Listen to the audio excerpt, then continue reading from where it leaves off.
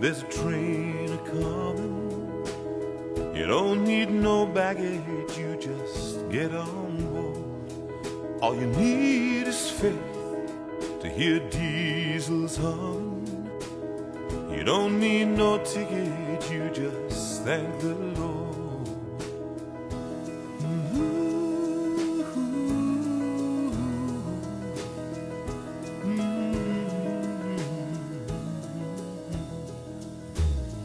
People get ready for the train to Jordan, picking up passengers from coast to coast.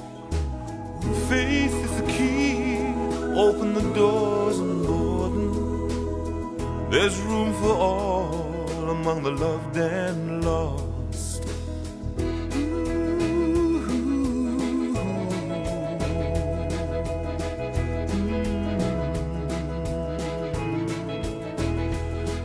Now there ain't no room for the hopeless sinner whose heart on mankind just to save his own soul. Have pity on them whose chances are thinner, for there's no hiding place from the kingdom throne. Oh, people get ready, there's a train a-coming. You don't need no baggage, you just get on board. All you need is faith to hear the diesel humming. You don't need no ticket, you just thank the Lord.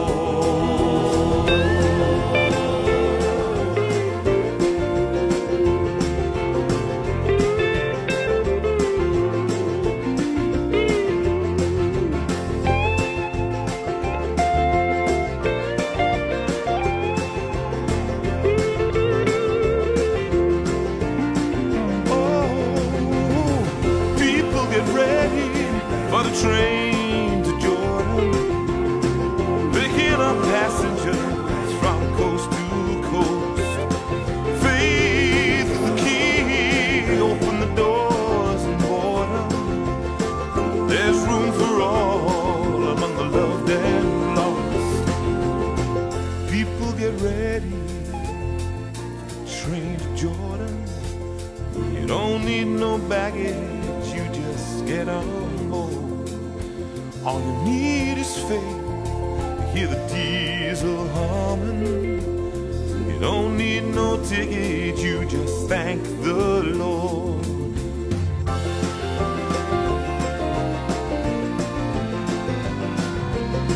You don't need no ticket, you just thank the Lord.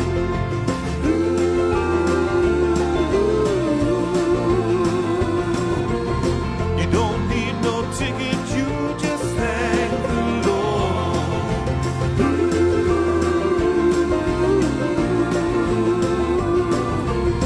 You don't need no ticket, you just thank the Lord.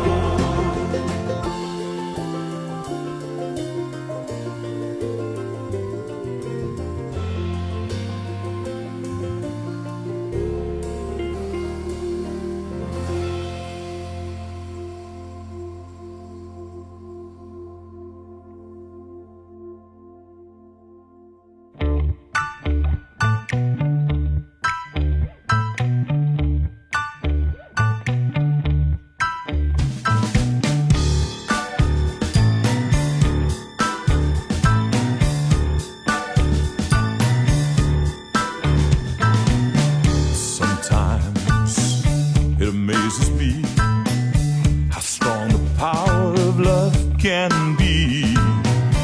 Sometimes you just take my breath away.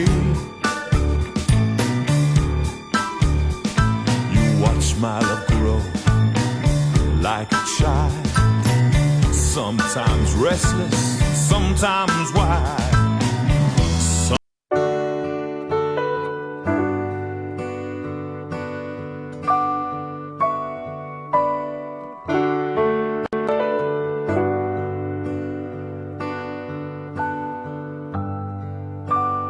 These are the moments that we love so well. precious moments caught within a spell. All too soon our lives, they fade away. These are the moments that we wish would stay. And if I had my life to live again, I would choose to be with you, my friend. Time moves slowly, yet it goes so fast. And who knows how long our days will last. So cherish deep within you the love you'll get today. And let the moment linger, for tomorrow still that way. Tomorrow still that way.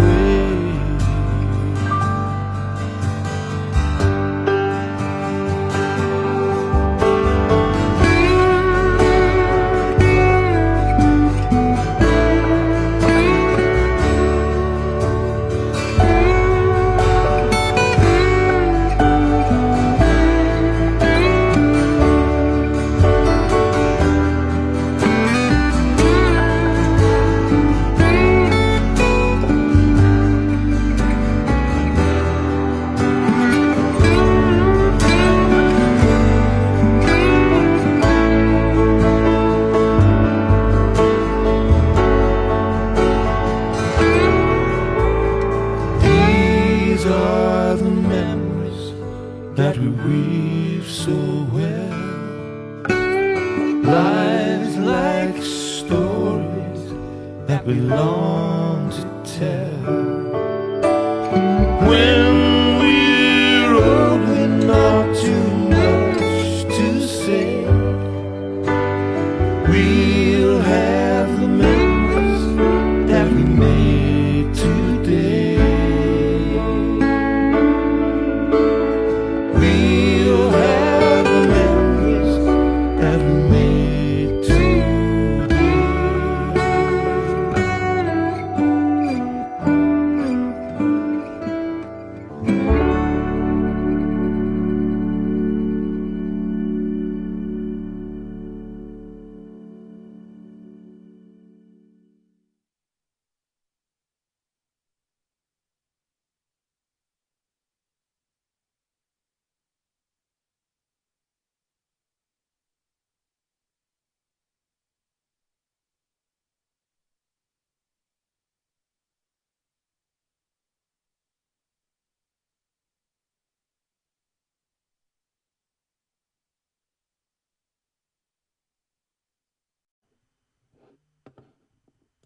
Don't answer it. Just carry on what you're doing. Don't be distracted. Tell me when. I don't know. I think you might be streaming now. Am I streaming now? Am I streaming now? Right. So, I'll just do Sing us a song, you're the piano man. This is what's called a truncated version. Sing us a song tonight, due to technical problems that we hopefully now have solved. Because we're all in the mood for a melody, and you've got us feeling alright.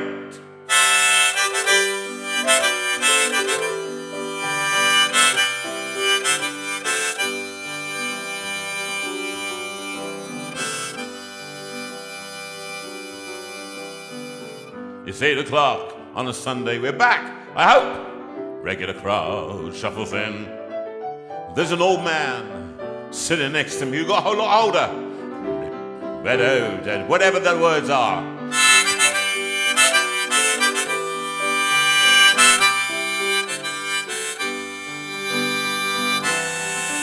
He said, son, can you play me a memory? I'm not really sure how it goes, but it's sad and it's sweet, and I knew it complete when I wore a younger man's clothes. La la la la la la la la la la la la la. Sing us a song, you're the piano man. Sing us a song tonight. Well, we're all in the mood for a melody, and you got us feeling all right.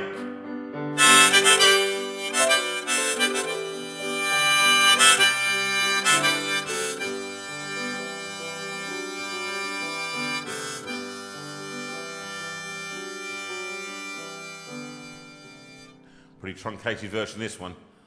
It's a pretty good crowd for a Sunday. If indeed there's anybody left and they're not all gone on and watched something on BBC television, which I would have done at least half an hour ago. I apologise, everyone. And the manager, well, she doesn't give me a smile. She was crying in here about 15 minutes ago. That's not. All right, tears were rolling down her cheeks. And if they weren't, they should be. Should be a smile. Just one little smile. Okay, that's enough. Right. Because she knows it's me they've been coming to see, to forget about life for a while. Oh, and the piano, it sounds like a carnival, and the microphone, it smells like a beer, and they sit at the bar and put bread in my jaw and say, man, what are you doing here? La la la, la la la, la la la, la la la, la la. Sing us a song, you're the piano man. Sing us a song tonight. Well, we're all in the mood for a melody, and you've got us feeling all right.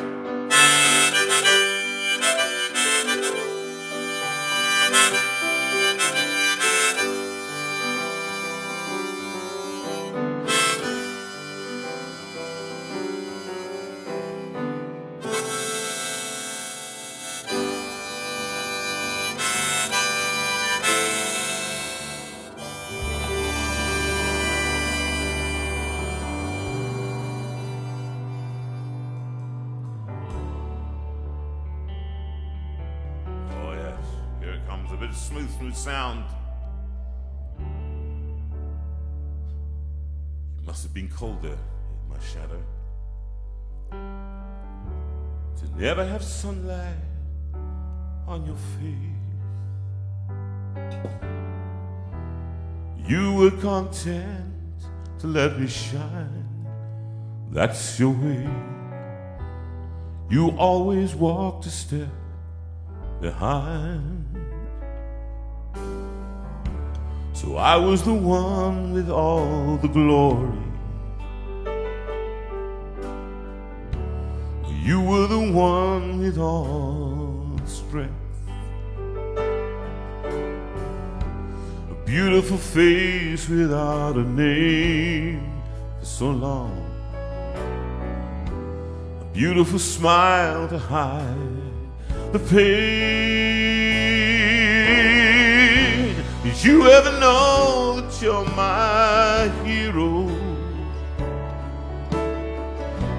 And everything I would like to be. Oh, I can fly higher than the eagle, 'cause you are the wind beneath my wings.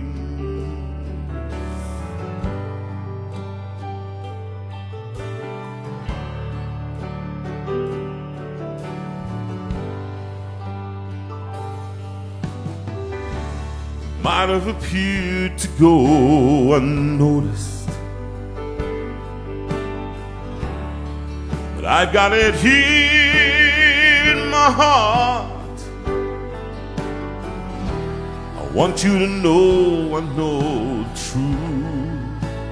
Of course I know it, that I would be nothing without you. Did you ever know that you're my hero? You're everything I wish I could be. I could fly higher than the eagle, 'cause you are the wind beneath my wings. 'Cause you'll ever know that you're my hero. You're everything I wish I could be. I wish I'd fly than the eagle. You are the wind beneath my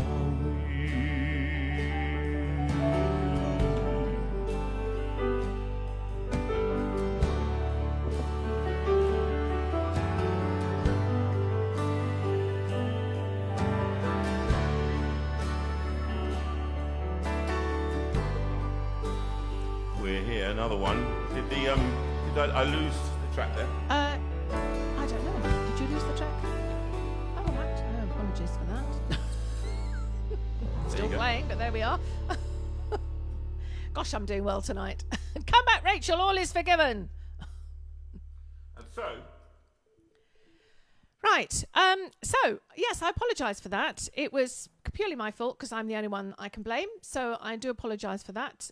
Technical blip, and I'm not skilled enough to quickly notice what's going on. I've got right, we don't lots care of about information, but there we are. I'm moving on, and that one was for now. And I'm going to start talking about this one because. Okay. Have you stopped the track there? Yeah. And I think actually I wanted to do that one because it's a special track, and it was for, first of all, it's for Sylvia Newman, who stops listening around about 9. She goes to bed, and she's done by then. And we're going to be seeing her, and I think life has been a little bit more difficult than you like it to be. We're going to be playing just around the bend for you a bit later on. You wrote to me earlier and talked about getting around that bend, and sometimes the bend is a little further round than you think it is. It's that kind of, I know that feeling. I had my appointment on Wednesday, and most things were okay. My consultant said it was okay, but the diabetes needs more control from them, and the doctors won't contact me, and blah, blah, blah. So there's a lot of internal NHS wrangling going on as well. And so there are things that come right and things that go wrong. But the one thing that did go right was that on Thursday, was 1 year since we've had this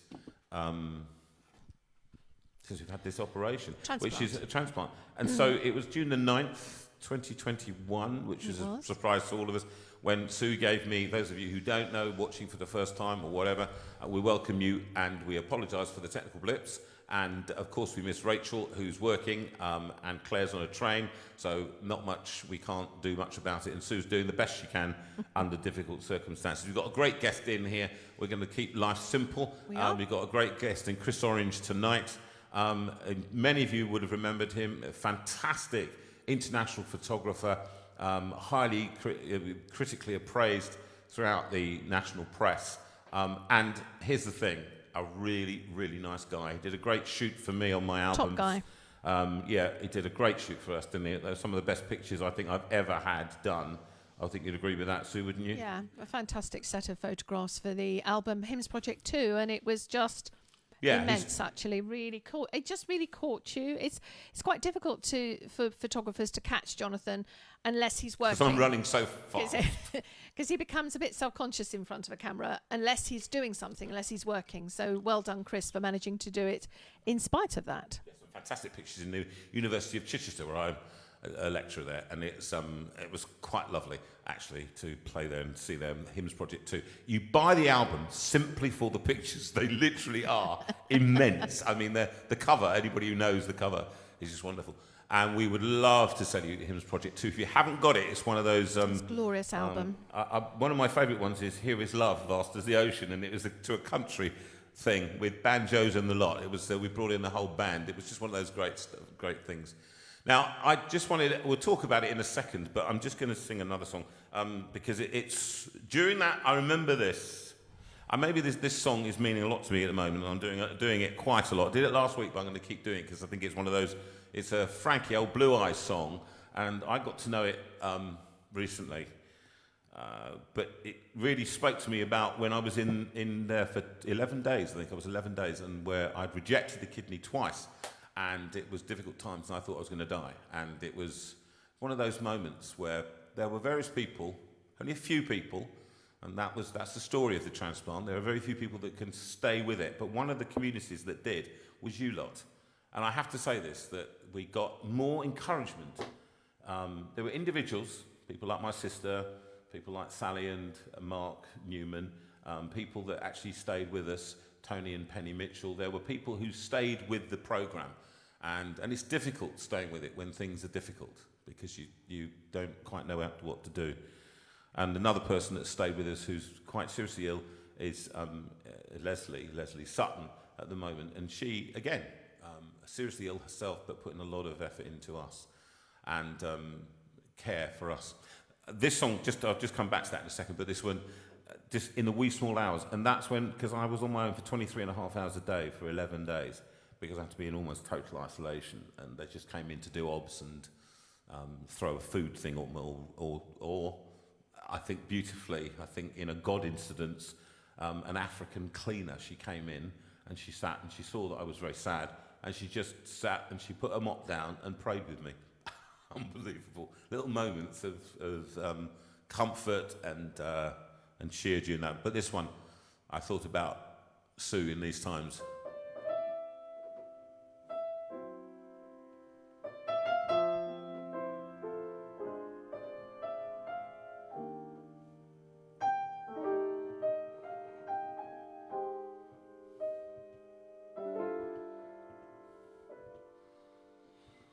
In the wee small hours of the morning,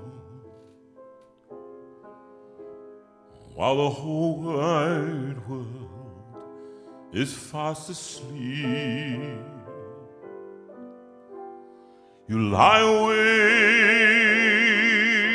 awake and think about the girl, and never ever think of counting sheep.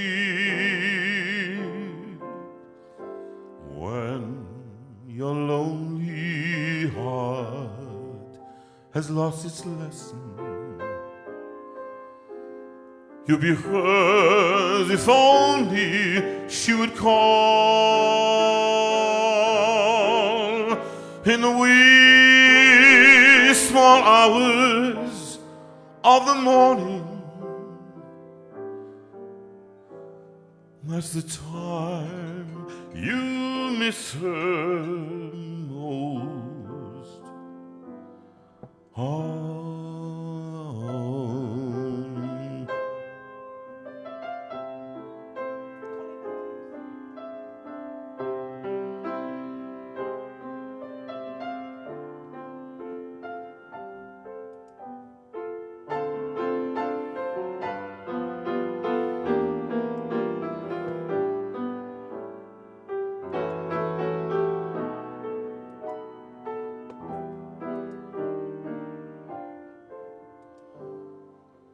When your lonely heart has learned its lesson,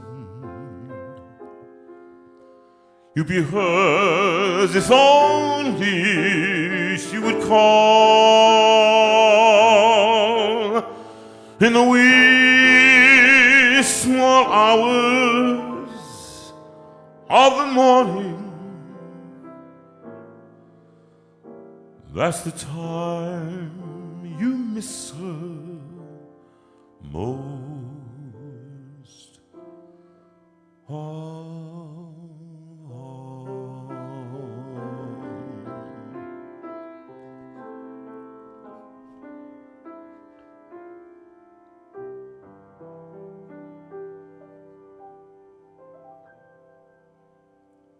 Interrupted only by the beauty of the modern telephone. Thanks for that. I think that was Colin Matthews who was phoning us too. What was Colin Matthews phoning? He was probably phoning to tell me that the YouTube channel doesn't seem to be working for some people. So, what can I say? What can I say? All right. to those of you out there that are left, to the 4 people, can you write in, please, if you know that you're watching on YouTube or whatever? Can you write in now so that we know definitely you're watching? All right. Otherwise, we're going to be. I'm going to be singing to myself, and I can't be having that. Okay. So, Sue, are we all working? What's happening? Just Keep going. When I'm down, I think actually one of those things is that I wanted to talk a little bit about what that means over a year, because my reflections have been about existence, about where we were this time last year, and how difficult it was before. But you know, we actually did a show the Tuesday before, Sunday before we did the Tuesday. Do you remember that? We did the show here. We did. We did. I remember that. Does anybody remember that? Does anybody remember what that show was? Anyone else remember it? Anyone else there with us? I remember we did the show, and it was quite bizarre somehow to be thinking about going in and having the surgery on the following week. It was very strange. Well, that following Tuesday. It wasn't even the following week. I mean, it's 2 days away. Yeah. And I think we were quite cool, actually. I think it was quite interesting because most of you were very. There were people writing and wishing us the best, and you were worried for us. Yeah. Maybe that's partly that. It was a lot special. It was very nice that you were. But in fact, we were okay, and we were quite calm going into the operation. By the time we got onto that preparation day, the doctors terrified us, particularly a young 27-year-old Bangladeshi doctor who decided to tell the whole thing, to give us all the repercussions that we could possibly imagine. Yes. You know, there is a 1% chance of doing something like that. And we just go, and then my surgeon came in. His line to me was, of course, you do know that there is a chance of dying in the surgery. And I said, yeah, I understand that. Sort of about 3,000 to 1, is it? So he said, yes, but if you are the one, just stop. Stop it. Stop. What do you want to do? Stop. I'm not going to change my mind. Let's just move on. So it's just very funny. But he was a lovely guy, lovely guy. Couldn't take blood for he anything. Left the needle hanging out my arm, going, oh. The man. The nurses were killing themselves laughing. Yes. He used to come in and try and take blood from me. And it was like they could not get blood from my veins, none of them. There were literally people jumping off the top of the ceiling with sharp implements to try and draw blood from me, and they couldn't get it.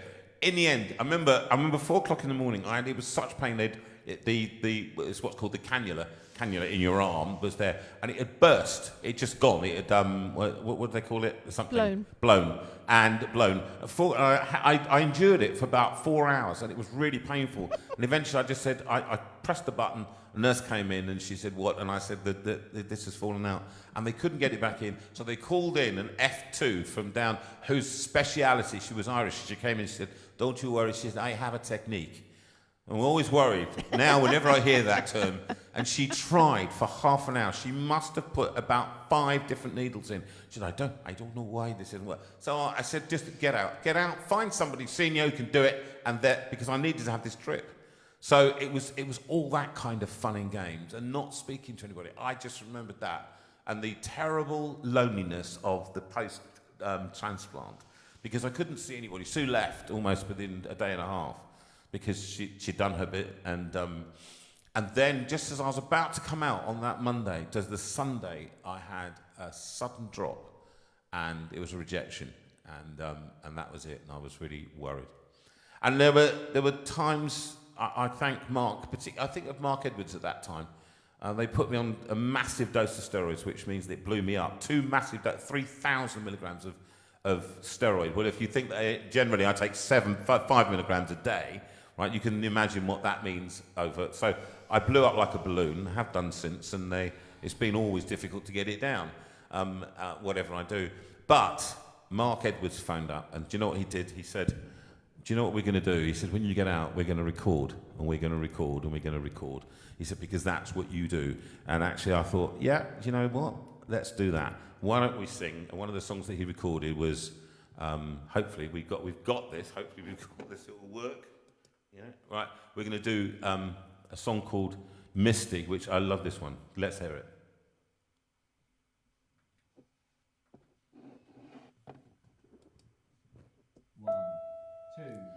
Look at me. I'm as helpless as a kitten up a tree, and I feel like I'm clinging to a cloud. I can't understand. I get misty just holding your hand.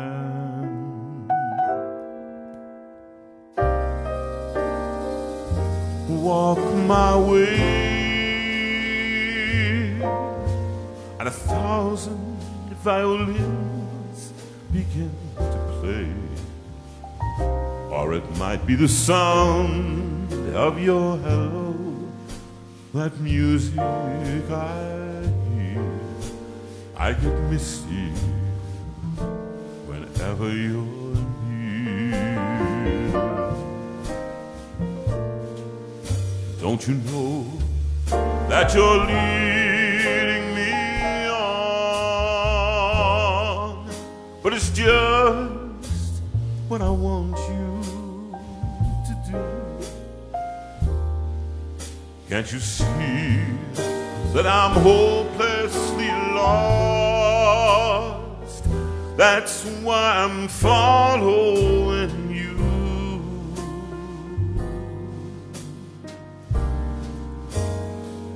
On my own,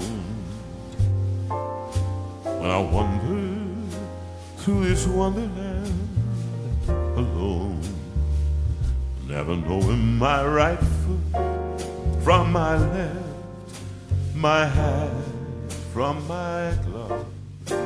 I'm too misty, too much in love.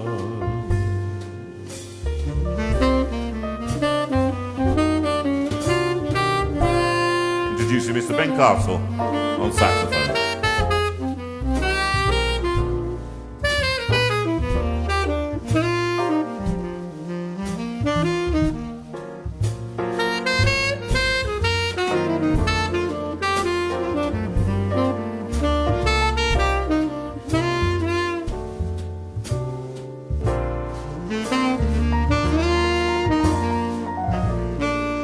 Don't you know that you're leading me on? But it's just what I want you to do. Can't you see that I'm hopelessly lost? That's why I'm following you.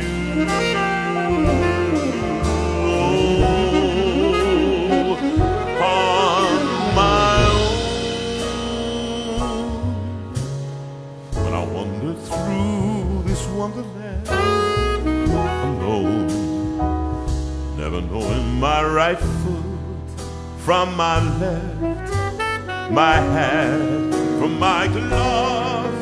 I'm too misty and too much in love.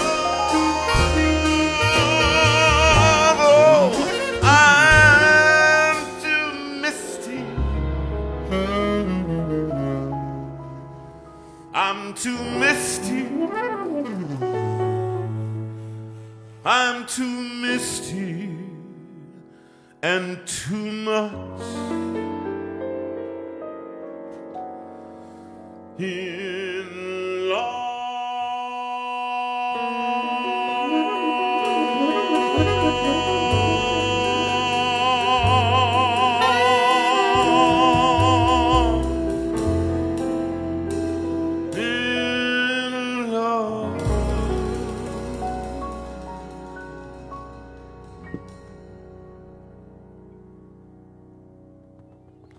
With Mark Edwards on piano, with Arnie Sauvagy on bass, double bass, and on drums Daniel Beckett, with Ben Castle on saxophone. A glorious, glorious sound that makes. And we recorded that on the second album, wasn't it? That was that was the Lockdown second Sessions album. 2. And as Chrissy Fuller says, absolutely sublime version. It is a great version. Yeah, my vocals. It's interesting, Sue. Tonight my vocals aren't as good as they were the other night. When we were on tour, we've been, doing it, and I got a cough, and I came out the back of it, and I finished that cough. When was it? On Wednesday this week. So it's about that, isn't it? Yeah. So it's still recovering. You're still recovering, and let's face it, you did spend the whole of yesterday running around the beach with your granddaughters. And they for a sleepover. Right, and let me just say, this is why you have children when you're young. Can I just say this? Goodness, it was tiring. My brother-in-law, is now 70 this year, isn't he? He is. He is. Your brother is 70 years old if he's watching, and he's got a daughter of 36 in Lexi. Yes. And he's got a daughter of 10. Yes. 10. Yeah, there's 27 years between 27 years between them. And now he is running around the beach with a 10-year-old and whatever, running around. And I met her the other day, and she's really fantastic. Great kid, Yeah, she's really gorgeous. talented. She's a pianist as well now, and she's a lovely child, Sophia. And but 70 years old, the idea of not giving them back the next day. Oh, my word. We had a sleepover. It was lovely to see Matthew at 10 o'clock this morning. We were delighted to see him again. Yes. Hello. Bye. There they are. Would you like to come for coffee? You won't? That's great. Now, on your way. In fact, our guest... They were delightful. Listen, stop it. What? Our guest, Chris Orange, he folded the tent that we couldn't fold in a force 10. We were on Littlehampton Beach. Littlehampton. And we had Hi, Steve and Becca Legg. We're seeing you on Wednesday. We had one of these little pop-up tents, and it popped up fine. And it literally popped. The popping down that didn't happen. It was a gale force 10. It was. It was great for sitting in the tent, but actually, when we came to decamp, trying to fold it up, the instructions are rubbish anyway. Place it was written, A to B, and C written to in the D, original and North then Korean. G to H. North Korean, that's where it was made, clearly. And absolutely impossible when you've got two children going, Nana, Granddad, oh, please pick me up too, oh, no. And we've been in the sea, we had sandwiches, we had sand in our ice creams. I'd forgotten how much the sand gets in to everything. Yes. I mean, how we found out when we got to bed last night. And it's all over the sheets still. Because we couldn't have a shower because they wanted to go straight to sleep, and that was going to be too noisy. We didn't want to wake them up. We deposited them, and we were so tired. We just literally slept. We went to bed at 9:30 because I had to take my tablets. We did. And that was it. We did. And what was very sweet is that those of you who are long-standing members of the community and watchers will remember Barney, that we have the owl who participates in the show sometimes. And his original owl was Owlie, and we had another copy of Owlie as well. So Poppy went to bed with 3 owlies last night. Yeah, it was a great one. It was great. I haven't done this one for ages.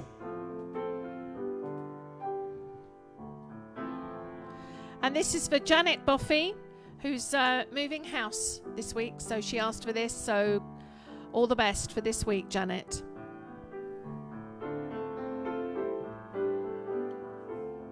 Old hymn on, what was the album?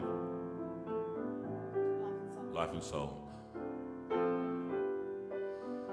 Oh, the deep, deep love of Jesus, vast, unmeasured, boundless, free.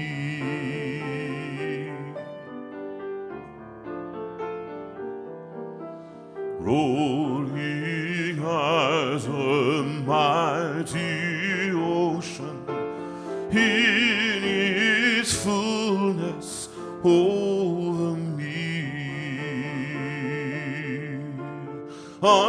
Underneath me, all around me, is the current of thy love, leading onward, leading homeward to thy glorious rest above.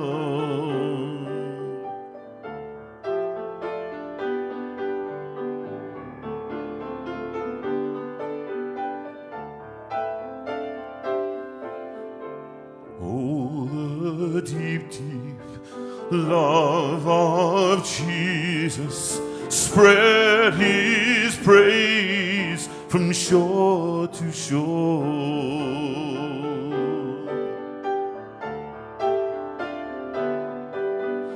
How he loveth, ever loveth, changeth never, nevermore.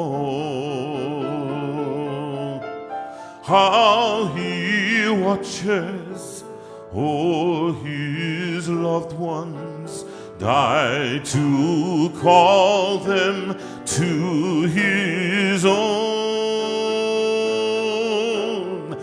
Now for them he intercedeth, watcheth o'er them from the throne.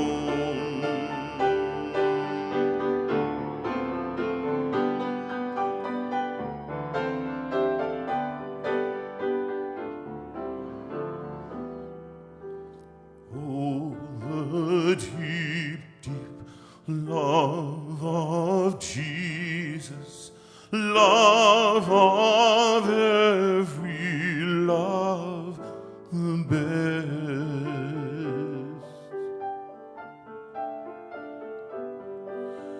'Tis an ocean vast of blessing, 'tis a haven sweet of rest. Oh, the deep, deep love of Jesus, 'tis a hem of hems to me, and it lifts me up to glory, for it lifts me up to thee.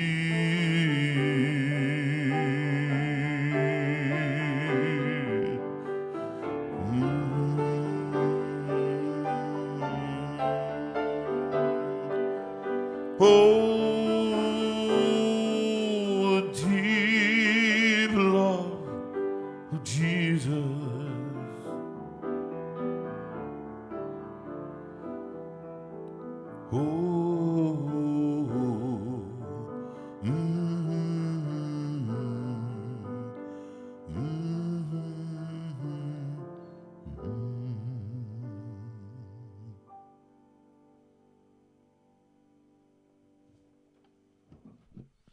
Wow, that was I haven't rather played lovely. that for about 22 years. Yes. Can we find out who's on? Is YouTube working now or not I working? don't think YouTube is working, and I can't work out why it's not working, so I apologise.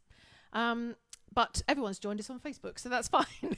Is Everyone's given up. Castra working? Darling, You don't know. let's not go into the details. All right. It is far too complicated. Right, now I think Okay. we just do some. I think we're late now, and I want to get on to What do you the want me next to part of do the show. then? I want to do the notices now, please. Okay, Can you do right. that? Is that possible? Everybody, yeah, I'm just going to go to the notices, just in case we end up not being able to do it.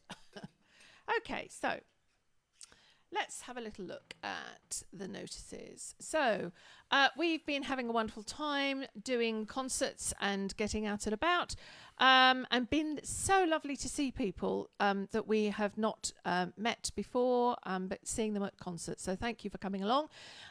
Next Saturday we are in Chester. We're doing a concert with the Deo Gratias Choir, and it's always a lovely, lovely evening. And I know that Sharon, you're going to be there. I think Michael, you're going to be there, hopefully. Michael and Lorraine. So, and I think a few other people as well. So that will be wonderful. The 24th here in Guildford is to raise money for Mayor Dennis Booth's charity for the year, which is Challengers, which is a great charity that helps children with special needs. So please, if you can come along to that, that will raise lots of money for them, and that will be wonderful. So that's in St Saviour's Church in Guildford. In July, we move on to Chelmsford. On the 2nd, we're at the URC in Chelmsford, and that's again been long awaited. We meant to be doing that before, and before lockdown. September, we are off to Westcliff-on-Sea in Essex.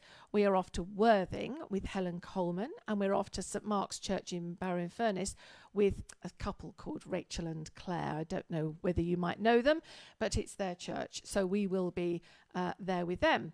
So that's fantastic. And now we are actually going to be doing some in the autumn as well, carry on into the autumn. So we've even got another date in there. We haven't actually put it in yet, but we've got 4 in October. So we've got Stratford-upon-Avon. I think that the next weekend we're with you, Gareth, aren't we, in Romsey. The next weekend, 15th, we're in Bucknell, which is near Stoke-on-Trent. And then the last weekend, we're in Carolyn Varco's church in Plymouth. November, we just have Dunstan in Lincolnshire. And December, we have Bristol. So lots of dates to choose from. And if you are from a church and you are thinking that it would be lovely to have Jonathan live, as opposed to half-baked or dead, in your church, then please contact me. If you want to know about any of these details, as you can see on the screen, it is jonathanveira.com. So we have talked a lot about social media, and JV on the YouTube, we have 758 subscribers. We would love to have more because we get more facilities if we have more, which is great. So what we need to do is we need you to click on the thumb that you like it. We want you to subscribe. So you click onto the subscribe part. Won't cost you anything, okay?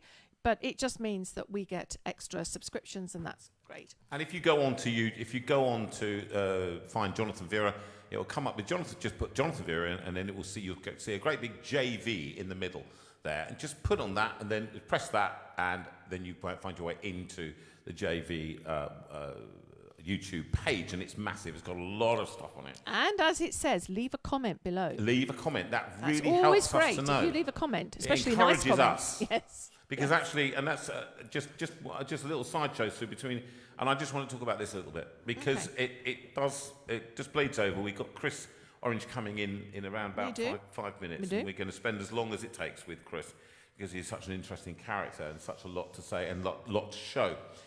But we've got to work out what the future of this show is, because many of you watch it, but we cannot do it for 3 people and a dog. All right? Not that we are at the moment. No, we've got people watching, and we love you to do that. But we need to know if you want to keep this going. And I mean massively, we need to know. We need you to write to us, PM me on private message on this phone here, on Facebook private message, and give us reasons why. Because this is not some kind of ego stroke. This is a massive thing for us to do, particularly when we're on tour and we come back. Today, it was a big ask. Sue has to do it herself.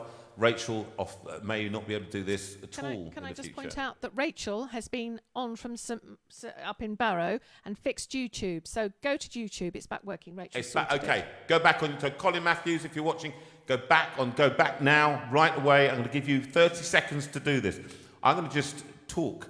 I'm going to tell you a poem that I spoke to my grandchild. No, you're not. You're going to keep on talking about what you're talking about. While they're going on YouTube, the sea with all its dangers means everything. No, this is the poem. I said this to my grandchild, and I'm saying to it, don't you ruin this moment for me. The sea with all its dangers means everything to me. The mighty rocks, the rolling waves, the sea, the sea, the sea. Thank you very much. So, if you want to keep this going and this show going, please let us know. Let us know as you watch this show. Let us know at the end of the show whether it's something you want doing. A lot of people are already writing in and saying. Okay, and but we need to see that. We do need to know that because it's a lot of effort, but we do it lovingly and willingly and happily. Absolutely. If we know that it's meeting people's needs. Yeah, exactly that. And you remember what I said last week? That that song that I said from Greg Porter, it's about the take me to the alley, take me to the afflicted ones, take me to the lonely ones who somehow lost their way. Let them know that I am their friend. Let them come to my table. Let them sit in my garden, and they will find a pardon. In other words, this exists to help people of all types, faith, no faith, whoever you are. Literally, if you're in prison and you get to watch this, this is who It doesn't matter what you've done. God of the moon and stars, God of the near and far, God of the fragile hearts we are, we come to you. God of whoever it is. And so actually, you don't have to have faith to come in here, not at all. A lot of the time we just talk about stuff and we sing songs. It's based on, I suppose, the fact that we are Christians. We don't get away from that. We don't apologize for that. But this exists for you to exist in this space, and it's a safe space. And that's why we keep doing it. That's why we have people like Chris Orange come in. We have special guests. We got next on the 3rd of July. We have, some of you will know, Christian singer, writer of great songs, Ishmael, and he's coming in to be live in the studio. Bless his God. He's got a great story to tell. Very moving story. Very moving, actually. And some of you will know it already. But he's going to come in and talk to us on the 3rd of July. Mark that down in your diaries. The 3rd. I'm going to say it again. The 3rd of July. Sue, anything else before we go on to get Chris in? Yes, I will go quickly, I promise. So if you want to contact me, write to me at all, sue@jonathanveira.com. If you've got something that you want to say in terms of dedicating something to someone, then best to get it to me earlier on in the day, because I tend to get a bit caught up towards the end of Sunday for obvious reasons. Any CDs that you wish to buy or look at or hear or whatever, or books you want to buy, jonathanveira.com is where you want to go. Also, it's got all the information about all the concerts. So that's absolutely what you want. Yes, we want to talk about Got a Friend. This is one of the things that this exists for, and I hate to be boring about this, but frankly, we're going to be taking leaflets around, and the shows that we do, the live shows that we do now as well. Because the Got a Friend Trust, You've Got a Friend Trust, really is based on that song that we all sung together when we recorded that album, remember, that you financed, called Lockdown Sessions 1, 2 and 3, and on the particular one you sung You've Got a Friend, because at that time during lockdown we needed to have people who were friends to us and friends to everybody, didn't we? We all needed that, and in fact Sunday night was a safe place to meet when everything else was going mad. Those friendships have continued, but also a charity has continued, and it's continued to receive money, and we try, and people are still giving, so that others who need an arm around them financially, are going through incredibly difficult times, can do that. And if that's you tonight, if that is you tonight, please, we want you to write to us. If you feel unable to write to Adrian Pinnock, then write to us and we can represent you, okay? And some people have done that this week already. People say, no, I don't need it. Well, I should be fine. And they're embarrassed. Don't be embarrassed. No, please do not be embarrassed. And we can help you do that. Obviously, if you're taking the mick, then obviously not. But we know that. We kind of sense that. So what we want you to do is we want you to come forward and say, I could do with £100 here, £250 there for that, and I need one of those. And I need help with the gas bill. This month is terrible. The charity is moving quickly as we see more difficult times approaching. So please do that. YGAF, it's up on the screen, and you know what to do. And if you don't, contact us directly, and we can help you. Talk to us. That's what we're here for, okay? Thank you. Yes, absolutely. And for those of you who don't know what we're talking about in terms of the JV community, those of who've been meeting regularly since the whole lockdown began, really, on Facebook, sort of grouped together. People have been watching this show on the JV community, which is the official Facebook group.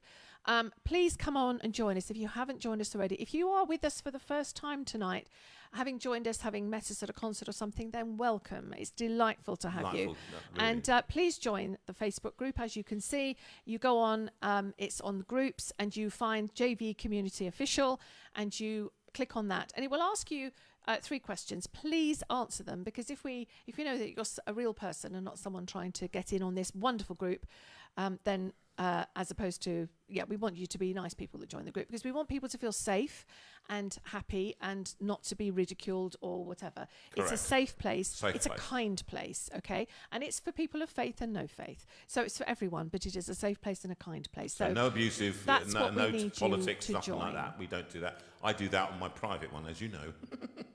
Boris. Anyway, right, so Sue, I think it's time. Okay. I think it's time. Are you done? Yeah, I'm going to go back and find what I need to find. Which is what?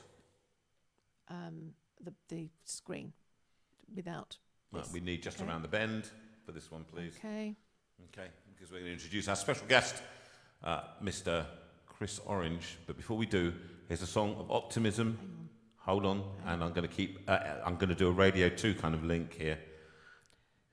Hang on, you just have to keep talking. I'll just keep talking. Get rid of this. It's the trouble with me jumping around. So she needs to get rid of stuff before she can get on to the other one. Okay. That's the one. And there we are. That's the one. So, before we go in, there we go. It's a song, great song. Are we there yet? Tell me when we are. Go.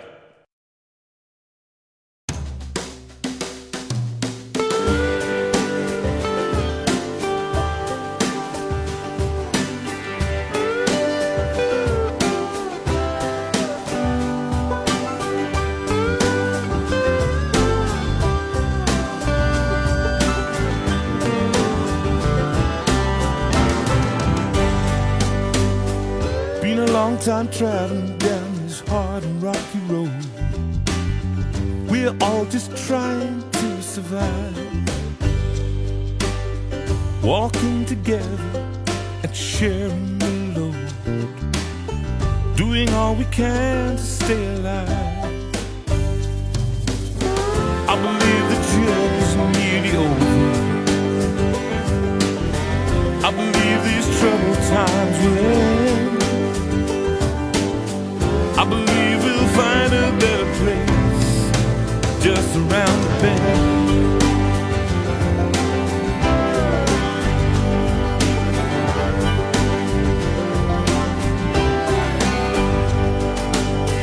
We may be weary, and sometimes we just don't know how we can keep on keeping on. Take one day at a time and trust that history will show. When we're united, we are strong. I believe the journey's nearly over. I believe these troubled times will end. I believe we'll find a better place just around the bend. So take care of each other, for we all need the hope that heals, the love that mends. Even when the darkness is as far as we can see, the sun will shine again somewhere just around the bend.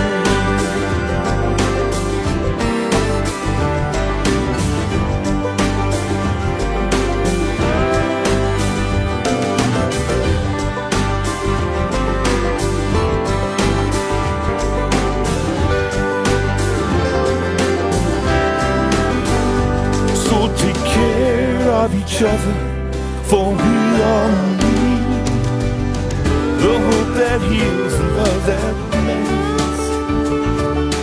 Even when the darkness is as far as we can see, the sun will shine again, I believe, just around the bend, just around the bend.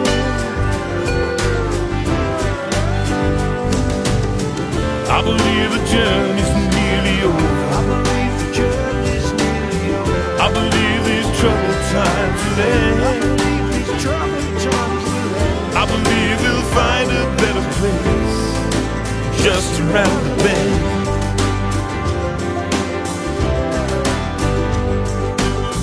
I believe we'll find a better place just around the bend. Just around the bend.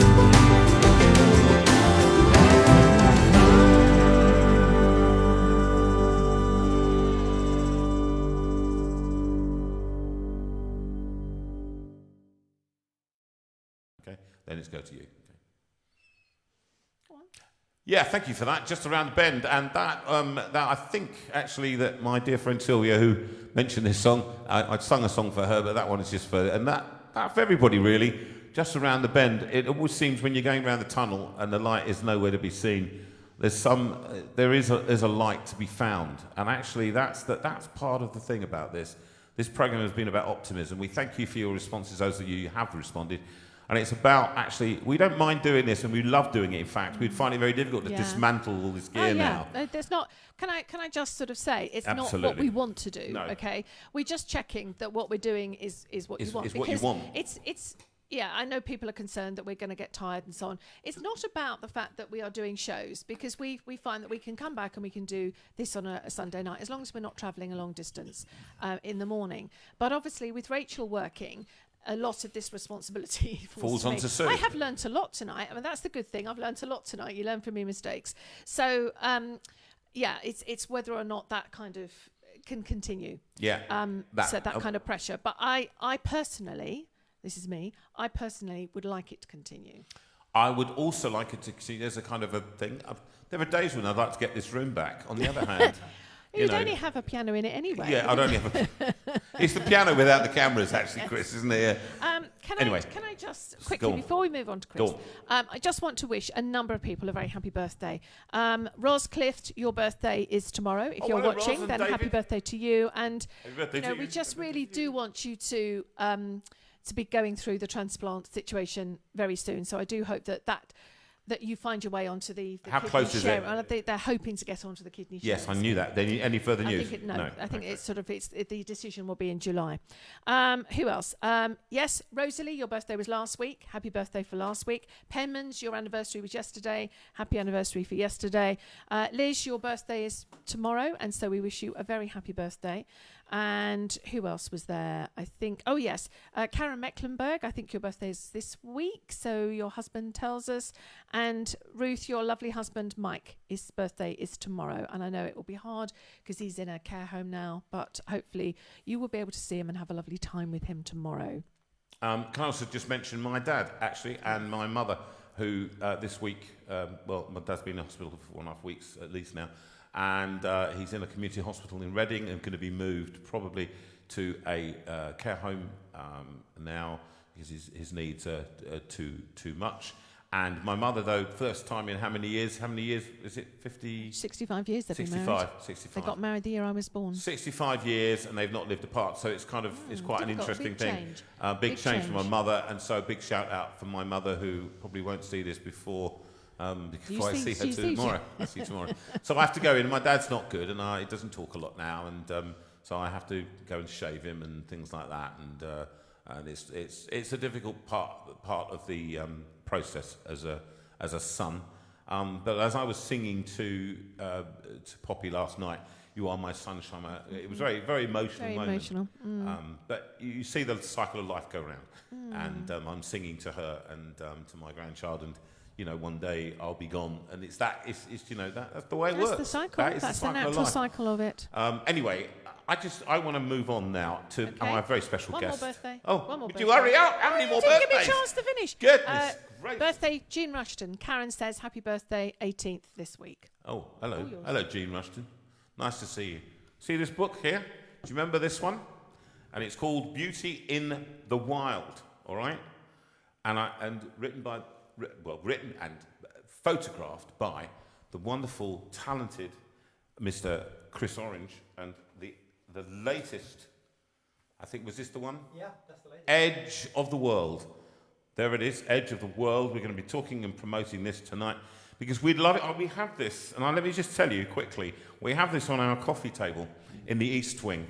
I gave him the second one for his birthday. For birthday, and Chris has just signed it for me as I sign albums. It's lovely to have something that's personally signed for us, for me. And Sue gave it to me, and often what happens is my lounge is my place of repose, and I would just look at a picture, and it brings calm to the soul.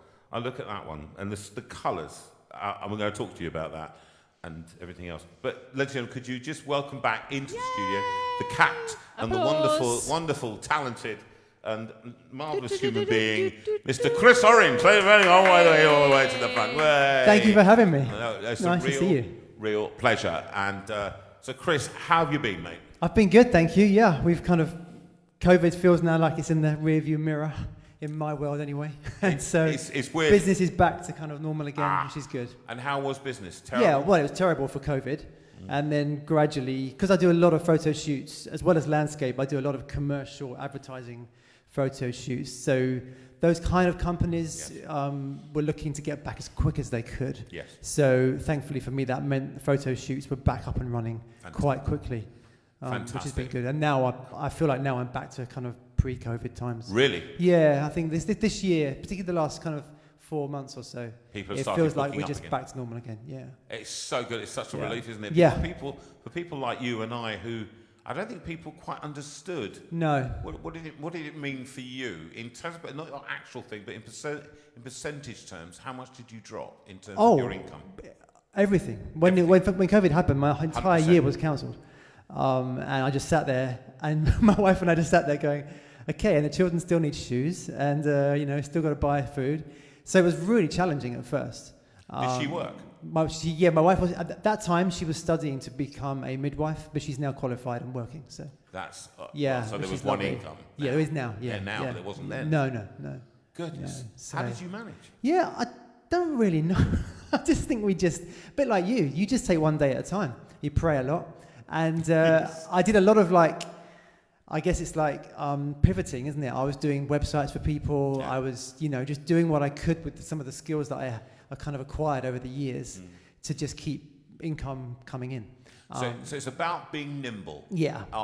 It is, isn't it? About being nimble economically and in work terms. You had to do what you had to do. Yeah, definitely. And in some ways, the books were part of the kind of way through COVID as well, because I'd spent 5 years shooting these books.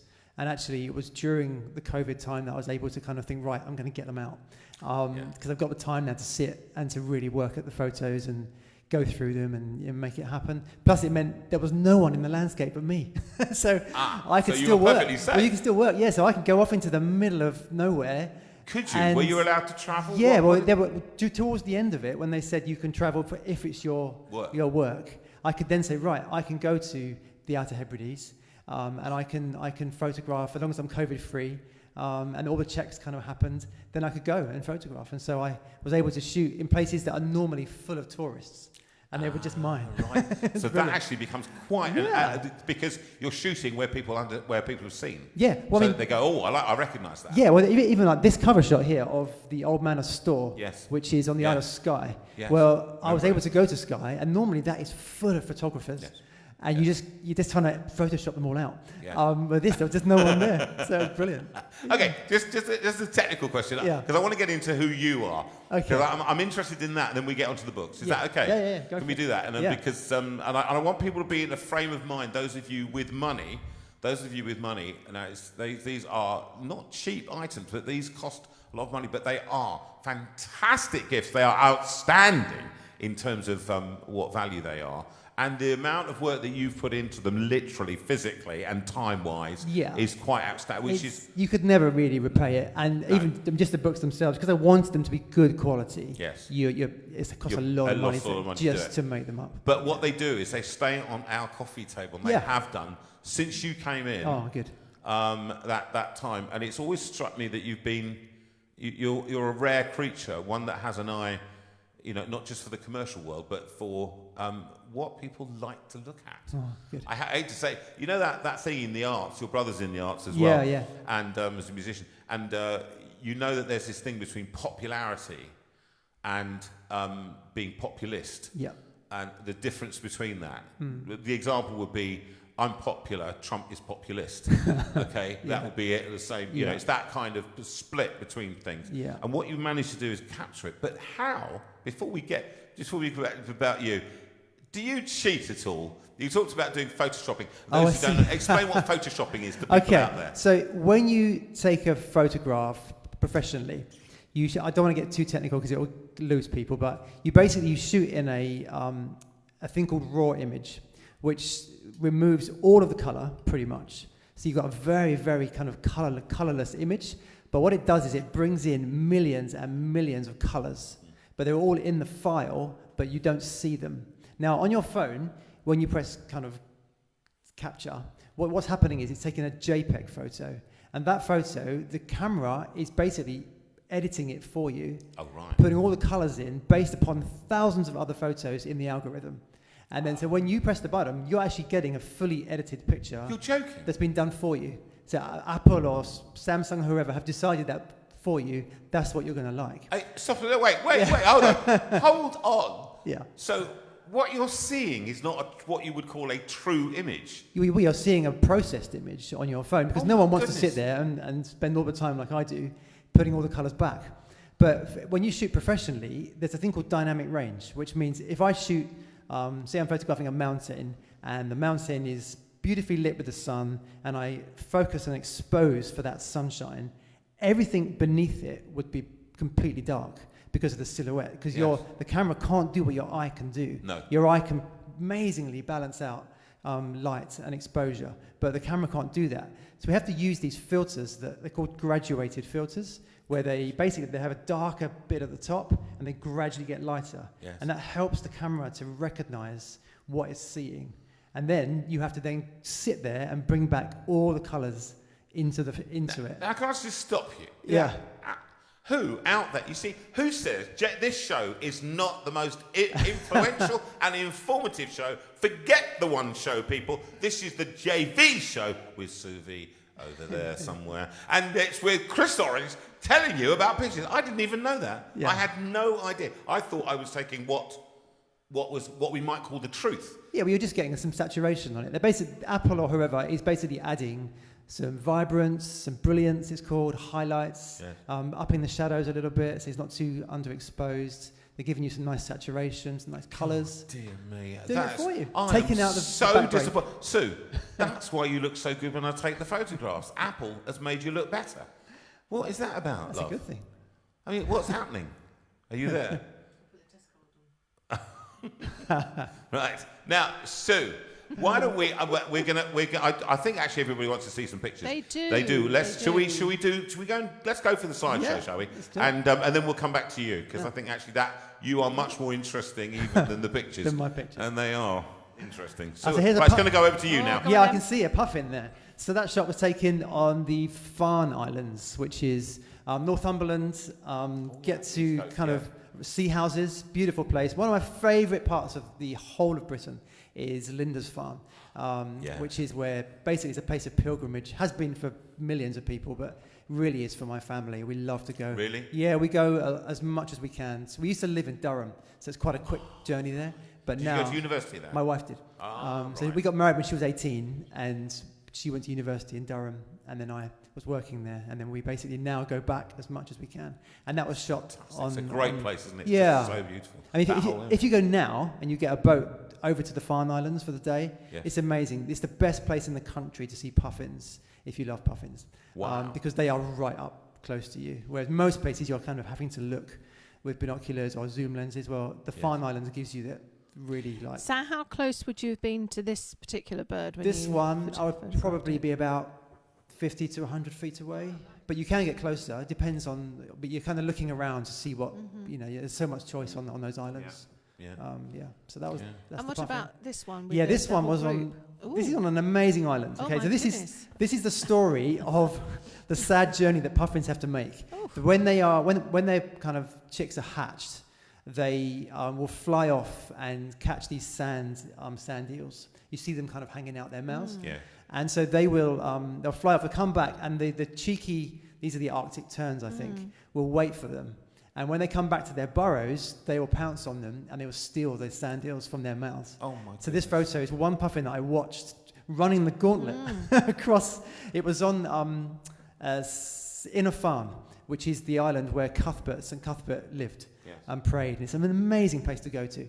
I love that thin place where you kind of feel like heaven and earth touch. And that's one of those places. Just talk to me about that. Well, they have the Celtic kind of tradition kind of had it that when you go somewhere where you feel like heaven and earth are one, and you can't really tell the two apart, they call it a thin place. And so somewhere where there have been kind of Celtic prayer for such a long time, thousands of years, they're places that I love to go to, and they resonate with me.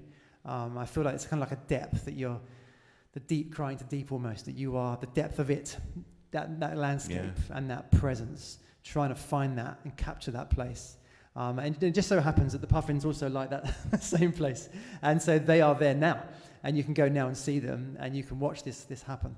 and it's amazing. I know that Anne Wadey lives up there. Anne and Ruth, they live up there who watch the show, and we're supposed to be going up there to do a show for them. That's an extraordinary shot, Chris. They're sort of surrounded by these 4 bullies. I know. It was. Give me a lunch. Give me a lunch money. Yeah. It was exactly that. Yeah. Poor thing. Right, next one. Yeah. Oh, Northern Lights. This is in Iceland. That's my sister in the Wow. front there. And basically, if you go to Iceland anywhere from about October through to kind of like March time, you get a good chance of seeing the Northern Lights, the aurora. And so we went. I've been a couple of times now. We're going back this year again for my new book. I've started already. You started the third Yeah, one? I started that last week. Oh my goodness, you are so and Iceland's part of this. part of the trip. Yeah, and so this is 3 shots in one. So Right. I don't want to get too technical on this, but to photograph the Northern Lights, you have to kind of do a long exposure. So you're looking for about 25 or so seconds of opening the shutter and leaving it. But to do that, if someone's moving, then obviously they're going to blur in the image. Yes. So I had to take a picture of my sister standing in that spot, then a 30-second exposure of the Northern Lights, and then put a star tracker on the camera, which moves at the same speed as the Earth is moving in terms of the distance between here and the stars. How do you measure that? It's all done on this machine that you can. I don't want to go into. Okay, It's too long. And then for basically 2 minutes, it tracks the stars without getting all the kind of lines that you don't want on the photo. And that's the 3rd picture of the Milky Way. So. Wow, that's an extraordinary picture. That is unbelievable. Hearing you describe it, you just suddenly realise how different it is from just standing there and taking a picture with your phone. No, and I hope you're all getting out your checkbooks for these, because this is an investment and a gift that's going to keep on giving. It will. Chris, can I just ask you? I have always fancied going to see the Northern Lights. Yeah. But I have heard some people say, well, actually, looking at them through a camera, you get a fantastic view of them. But actually, looking at them with your naked eye is not so impressive. Yeah, is that it true? all depends on how strong they are whilst you're there. So if you go and you've got quite a weak kind of showing, then the camera will get so much more, because your long exposure is 25 seconds of drawing in all that light. And don't forget, it's moving. So while it's moving, the camera's drawing that in, you're getting this kind of blur of the light. But if you get really strong, on one of those nights we were there, we had seriously strong lights with reds and yellows. And then you can see it. My sister was there with her just watching it, and she was amazed. So it does depend on the strength. So get somewhere really, really dark, away from all kind of artificial light. Yeah. And then you've got much more of a chance. Okay. And the next one? Oh, that's lovely. So that's the cover image to the Edge of the World book. That's in the Isle of Skye. The Coolins. It's near the Coolins, yeah. It's basically just about 30 minutes or so from them. And it's called the Old Manor Store. And it's just this geologically interesting place. Yeah. But at the bottom of that mountain, you kind of don't really see it. You're not really sure what's there. You just see kind of mountains. And even halfway up, you're not sure. But as soon as you pass them and look back, you get these enormous spikes. Yes. And it's well worth a very early morning walk.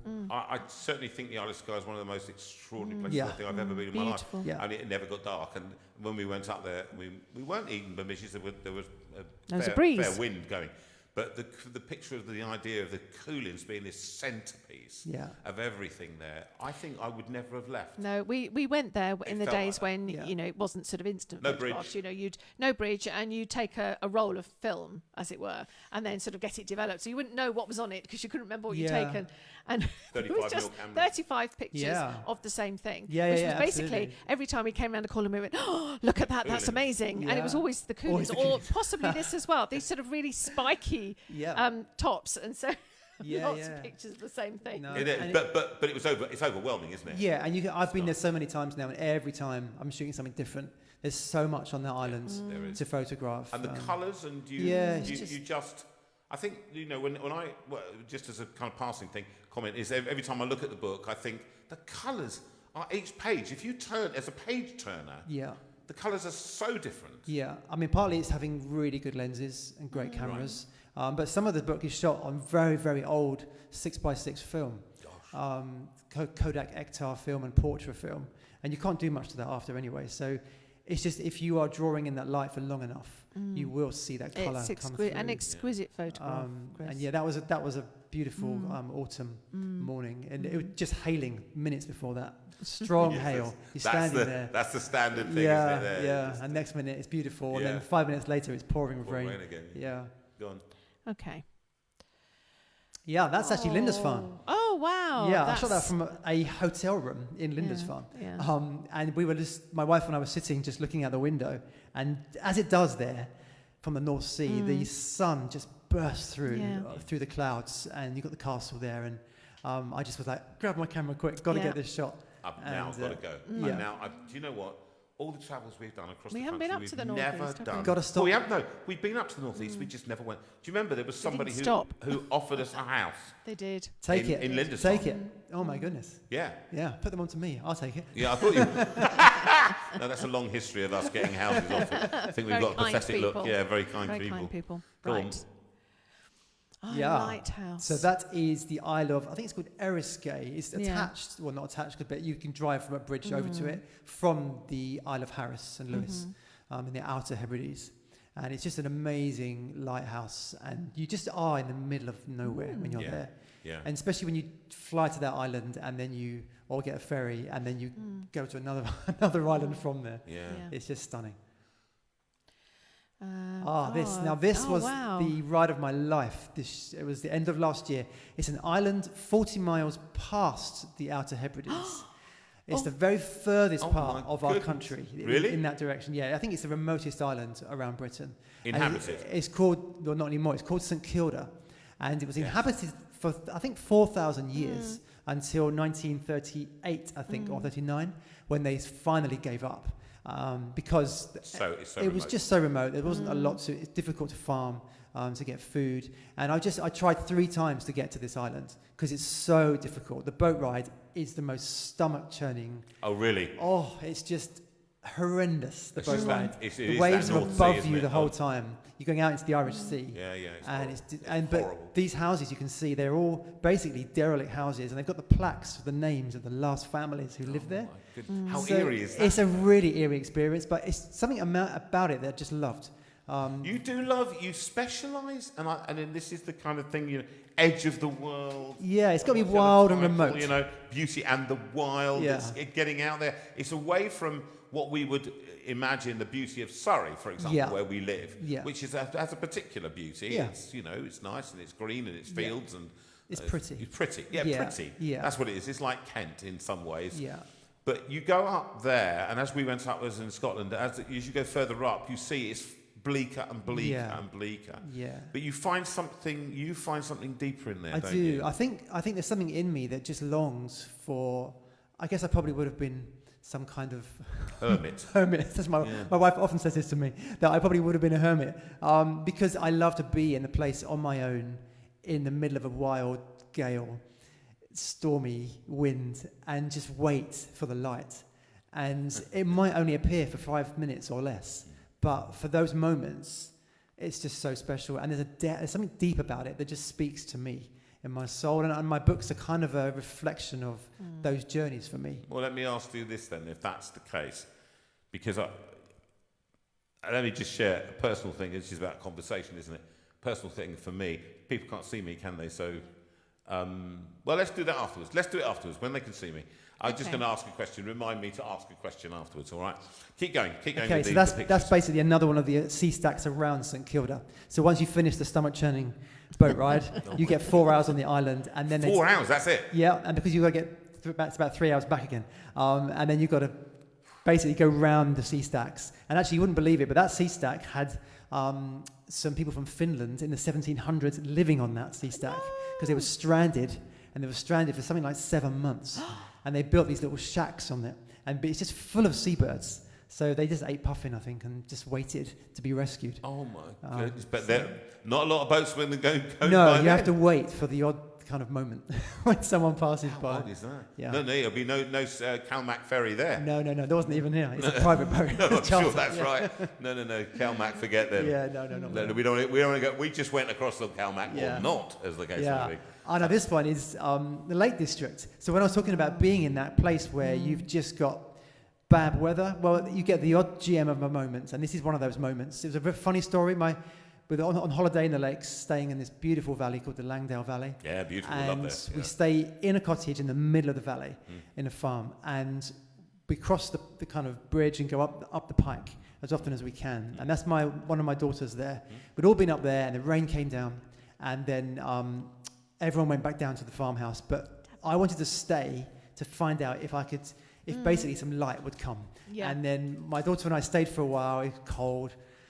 And anyway, suddenly, utter rain, and then out of nowhere, this beautiful rainbow just appears, as you can see, right in the middle of the valley. And we just stood there, and I said to my daughter, just get over there quick, so I can get a photo of you to give some perspective to what's happening in the valley.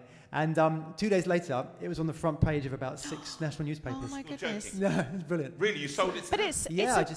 it's a beautiful Yeah. picture. It's Wow. it's so the whole composition of it is fantastic, but it speaks so spiritually, doesn't it? And the sort of waiting in the storm for the light, for the rainbow, and that's so the one often. thing I wanted to say. So often in our lives, that's what we're doing. We're sort of Waiting. Yeah. Well, And Actually, the that rainbow is most lasts. of the time is waiting. Yeah, and the rainbow doesn't last that long. No. No. So that moment of No. like revelation is like, yes, and then you've got to live on that for a while. yeah. Yeah, and maybe Yeah. that's what I want to talk about a bit Yeah. later on. Okay. Yeah. Okay, go on. Okay, so here's the seaside. northern Iceland. So I went the back of it end of last year to finish the book. I finished it in Iceland, and this is one of those places that is as cold as it looks on the photo. Very bleak, but really appealed to me because of its wildness. Yes. And while we were there, we just got battered by the weather. We had one day where I genuinely feared for all of our lives because we Seriously? couldn't even see past my windscreen wipers because of the blizzard. And suddenly you see a lorry coming at you because you've crossed the lane without knowing. You're back onto your lane again. This lasts for an hour and a half of 40-mile-an-hour winds and all of this.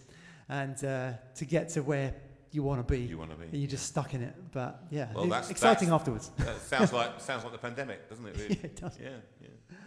Yeah. And are we Yeah, still same in beach. the That's the same thing, beach. same Yeah, sort yeah. of Beautiful black sands from the volcano. Black sand, yeah. Volcanic yeah, sands. Beautiful, yeah. Yeah. It's great stuff. And again, same beach. All just amazing. just glorious pictures Slightly of long the exposures. waves. Yeah, and Amazing. that's still Iceland. Just a little lighthouse. Well, it's just I love the fact that it's battered. red. It looks like a child's sort of toy, doesn't it? Stuck in the middle. Yeah, there. and it's hard to exaggerate how you can't over exaggerate how big those waves are. Yeah. They're just Amazing. tumultuous. And this is kind of still northern Iceland, Yeah. but it's just where you've got the natural steam coming out the earth. It's just amazing coming up through one of those. And again, that's Husavik. Those of you who've seen the Eurovision film on Netflix will know Husavik. And I haven't seen that one. yes, it's funny. It's funny. Very isn't it? funny. Okay. And I had to go there just for the film, and I got a shot while I was there. Yeah, we're still in Iceland. A beautiful place. And that's Iceland. That's southern Iceland. Oh, now that is a class photograph. That's the really, south of that Iceland. is just one so of the many beautiful. waterfalls. Oh, that's That incredible. like a fantasy world. It does. It looks like. Is that how it was? Yeah, it's just like a it fantasy just land. looks It's like something out of Lord of the Rings or It something. does. Yeah. And it is when you're standing there, you're like, Yes. it's like I'm in Middle Earth. Yes. Like, Yeah. Yeah. That actually, when I saw that one's. It Oh, takes sorry, your I've breath moved on. Sorry. Yeah, you're on icebergs now. There's an amazing beach called Jökulsárlón, which is South Iceland. It's about 6 hours from Reykjavik airport. There's only one road around Iceland. So just drive it to the bottom Yes. and go around. Yes. And We've got a friend who just went round it. fine. Well, after about 6 hours, you'll come to this ice lagoon where the glacier basically icebergs break off the glacier, all kind of naturally, and they go out to sea and they wash back onto the beach, and they're there on this black volcanic sand for a few hours whilst the waves destroy them. And so I was there for a few days and got this shot of just such blue, deep blue in some of the icebergs. Some of them are pretty plain, but some of them have this deep blue, and I think that's because of the age. Yes. Yeah. And the ice is older. It's quite sad to watch it melt away, really. You're kind of watching it vanish. Yeah. But it's a beautiful landscape at sunrise. Just beautiful. Yeah, same. That is Same really thing, just as the sun is rising. Same Gosh, beach. and it's You know, all you just should going to keep- melt. The words run out, don't they? I can see I you just know. going. Every time you look at them, They're sort of you gasp, Oh. and I did. I have looked at them a few times this afternoon when I was setting up. But even so, just looking at them now and having you explain it. Yeah, is that's what I wanted to marvellous. happen. Yeah. Absolutely wonderful. And that's And there it. we have the That's- book. That's it. There's lots more in the book, obviously. Well, we're talking about the book in a second. Can I just, Sue, can we have a song? Can you find that song for me, Wonderful World? I can. Because I think actually that one, this version, I just love this version. Somebody said the other day that people were writing in saying, why didn't the Queen ask you to sing your version instead of whoever it was who murdered it? And this is a lovely version, arranged by Mark Edwards, myself, with Andy Sovergy on a double bass again, and Daniel Beckett. And I think we have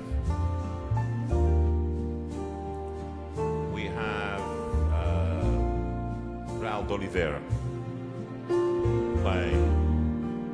Yeah, an old friend been playing on nearly every album I've ever done. Here he goes. Celebrating these pictures, they really are out of this world. And what a wonderful world it is too.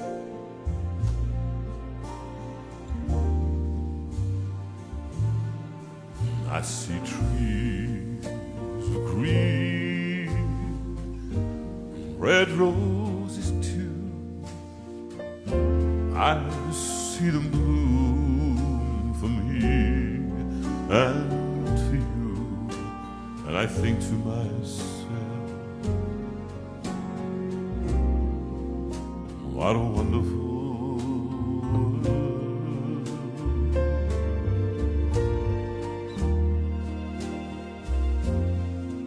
I see skies of blue and clouds of white, bright blessed day, the dark sacred night, and I think to myself, what a wonderful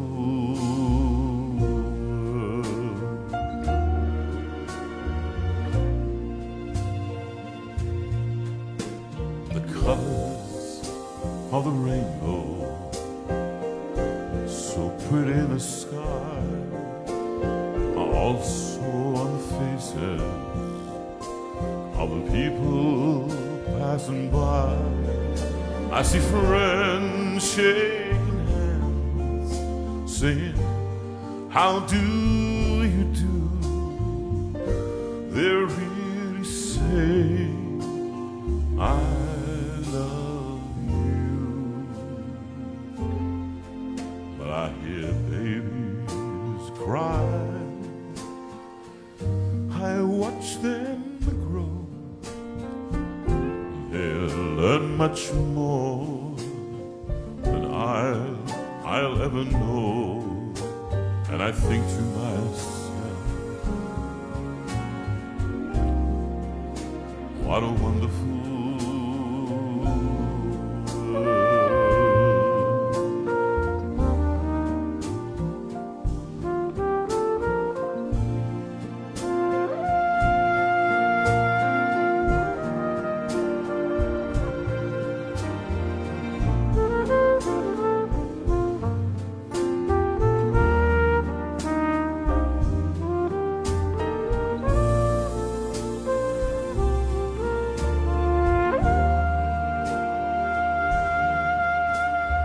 colors of the rainbow,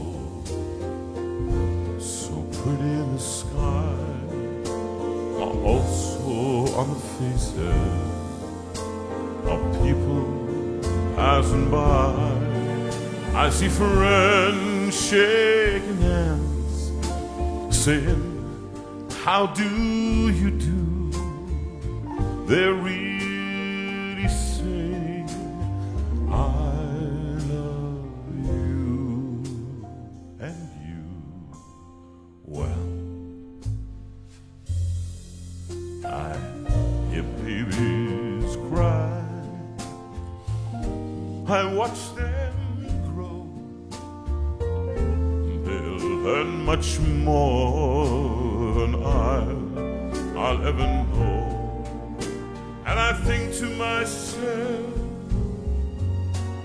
what a wonderful world. Yes, I think to myself, what a wonderful world. Yes, I think to myself,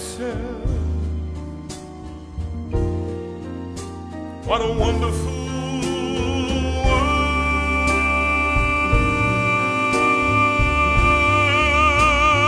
Oh, I think to myself, what a wonderful world.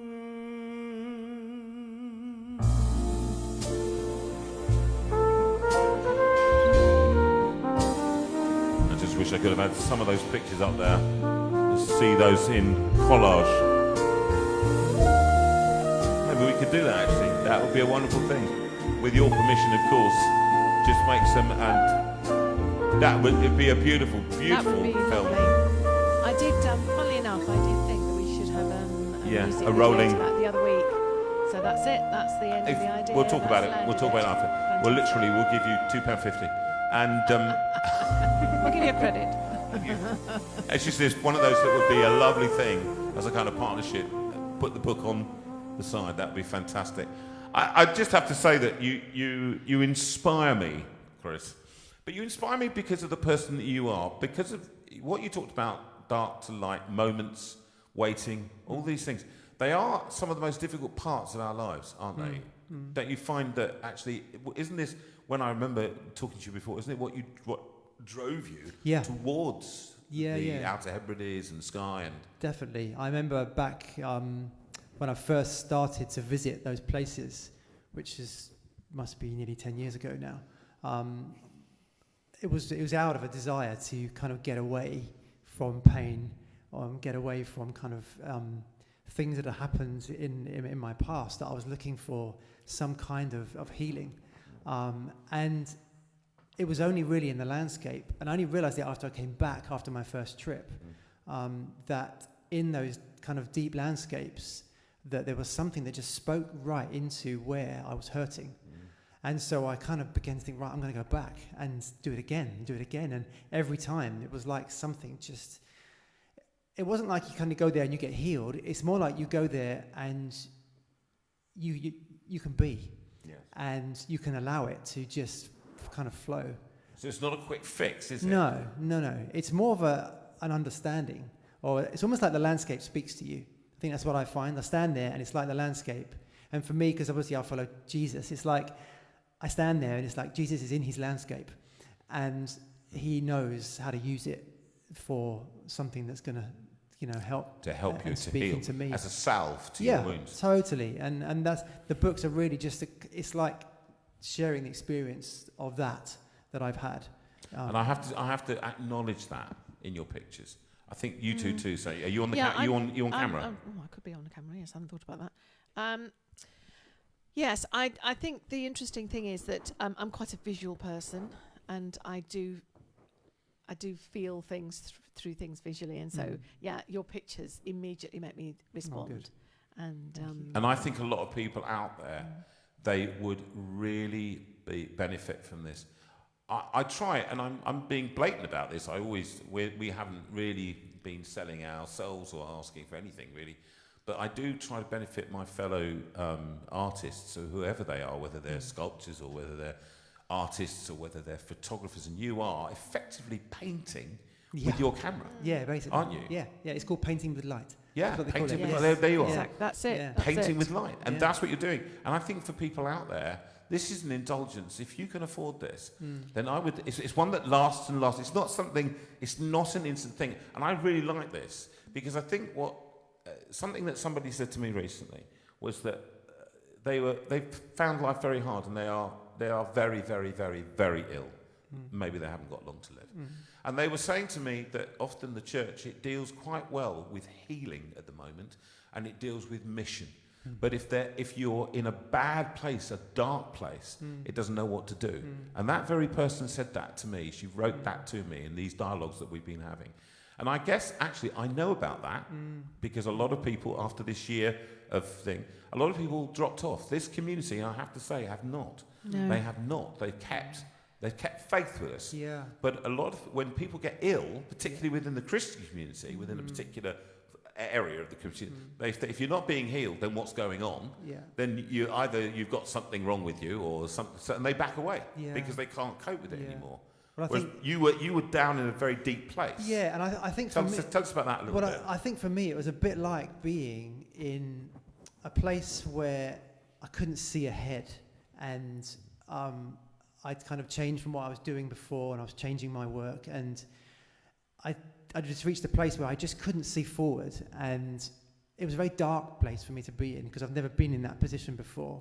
And so it just kind of sent me into this kind of spiraling, not depression, because I'm a bit more of a bouncier person than that, but it sent me into something which, in terms of mental health, was difficult to process. And it's very difficult, it can be very difficult to find where to put that in life. And so I didn't want to sing. And from memory, you've got a beautiful voice. You're very musical. Well, probably for 10 years before, my wife and I worked as full-time worship leaders until then. And so we were transitioning out of that into something different. And so the journey of that was very painful for us to kind of navigate our way through to what was next. Start next. Yeah, and to work out what was going to be next for us, having done that for years together. And in fact, we've only just started leading worship again in the last couple of weeks, about a month or two. Really? So yeah, it's funny having had 10 years without doing it at all. And how did that feel? Yeah, actually, it was amazing. And muscle memory is pretty good. Yeah. Like, it's amazing how it's all still there. And we led worship this morning, and it was like, with our two girls sang with us, which was lovely. That's even better. Honestly, it's brilliant. It is the best. The with feeling the of family. having them all there in a line. Yeah. Really it was the best. Yeah. I haven't done it for years now. Yeah, I haven't done. We used to always do it at St Saviour's, and then it was Yeah. no longer. And that is good feeling. And how do you feel about that now when you're back in? It's good now. It's still weird, and I'm still getting used to it. But I think that deep in me, it always has been there. I just love worshipping. I'm a worshipper, and whether I'm in the landscape and I am crying out to God, I'm praying, or I'm just waiting, or whether I'm singing a worship song, for me it's all one and the same. Yeah. And I think what I've learned over these last few years, and God has just stripped me back massively to this miniature version of myself in such a beautiful way, but a painful way, that I feel now like I'm just really happy to know Jesus. And that's enough for me. And I can find that in the landscape. It's like the landscape is like a song. I think that's the thing. So I didn't want to hear, at that time I didn't want to hear songs, but I wanted to hear that song. Yeah. I get that. I get that. It does. It touches something deep inside. I think as an artist, I really identify with that. Yeah. I remember remember me saying when I was deep in depression. I was in depression. I mean, there's no doubt about it. What did I used to say to you? I want to run to the hills. I want to run to the hills. Yeah. And from whence cometh my help? Yeah. Actually, and I used to think I used to walk in the Lake District a huge amount and go up to Scotland, and these were my places. Yeah. These were my places, and I'd Your walk thin in the places. Northern Hills. Yeah. Yeah. Exactly, the Yeah. thin places. And you weren't meeting a lot of people. We very rarely went to the popular places down south. Yeah. We were always up in the northern part of the lakes or in Scotland. And I think actually what you do for people, and I can't recommend these books highly enough. First of all, that was the first one, which is Beauty in the Wild, right? I'm holding that up for you now, Beauty in the Wild. It's an outstanding little book, this. And then this one, which Sue gave me for my birthday, I think, and it's called Edge of the World. And I think that does, can you see that, Edge of the World? And it's absolutely thick with fantastic descriptions in the front as an index. You haven't got page numbers on, but you kind of find it, you just count it down. And sometimes actually just allow yourself that time.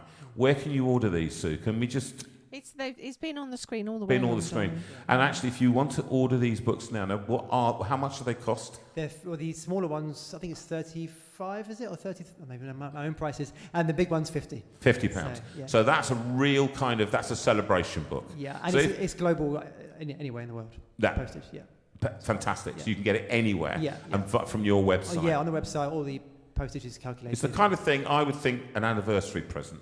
That's the kind of thing, actually, a special birthday. These are things that I would recommend, and that if you have something, and I really want to support Chris in this, and Chris's faith is transparent, and I think I'm going to talk to you afterwards about, we're going to have a drink and a chat, because I think I like what you're saying, and I identify it, and I want to talk to you about how you find these thin places, and I'm going to get in the car. Yeah, I think that's I think because that's often I often sit and think about what you're talking about. I mean, why wouldn't God speak through His landscape? Like, why wouldn't it be alive? If you go to a place that it has no sound at all on the earth, there's a place in the Dolomites where you can go under a cave at the bottom, and there's a spot you can go to which has no sound, and they put these amazing sound recorders on, and it still records sound. Yes. And it's because the moon is basically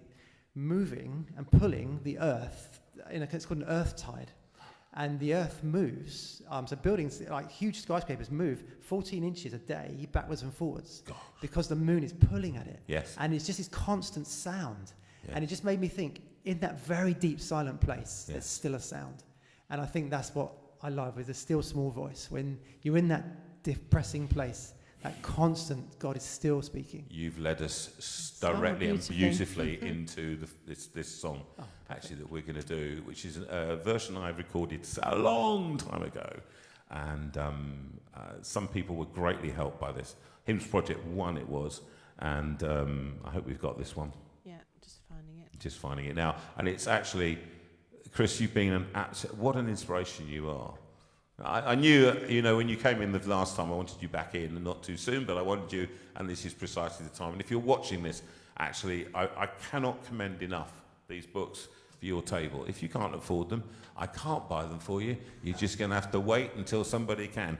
But just go and look at his stuff online, and you can see, and just enjoy that as well if you can't afford to buy the books. But it's lovely to have these books to sit and watch. Have we got that? Let's do it. If I can remember it.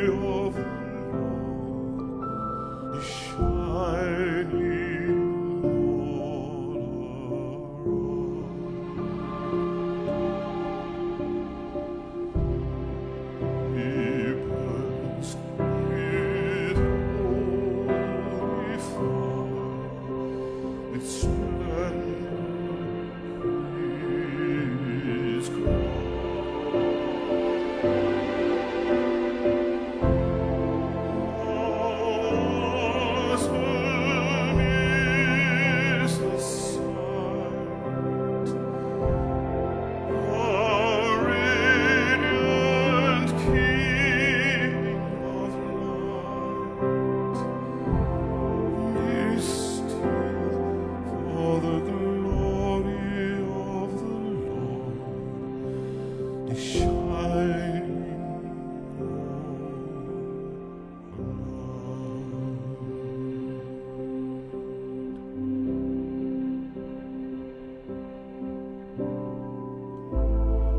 Be still, for the power of the Lord is moving in this place.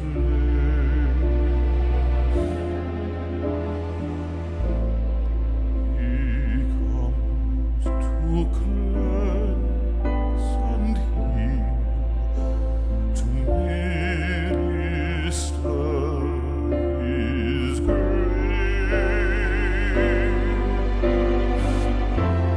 No work too hard for Him. In faith receive from Him. Be still, for the power of the Lord is moving in this place.